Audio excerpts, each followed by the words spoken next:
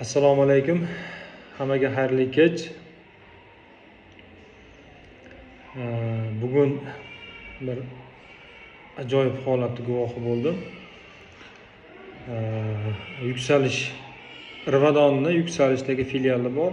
Shu yerda gematologiya bo'limida navbatchilikda ham turaman. Hozir bitta bolani ko'rdim. Ko'rsam bolani holati juda ham bir boshqacha, ya'ni nima demoqchiman? Kamqonlik yuqori darajada turibdi bolada. Bolaning terilari oqargan, sarg'aygan, bola holsiz, lekin uydagilari shu holatgacha qarab turishgan. Ya'ni bir hafta, 2 hafta bo'lmagan, bunga oylab holat bo'lgan. Qon analizi qilinganda gemoglobini 40 chiqyapti, ya'ni juda ham kamqonlik yuqori cho'qqida. Shuning uchun bolalarga e'tiborli bo'linglar.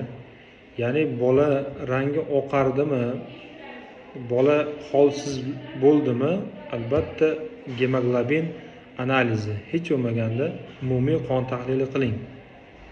Shunda boladagi holat aniq bo'ladi. Bolalarimizga bee'tibor bo'lmang, salomat bo'ling.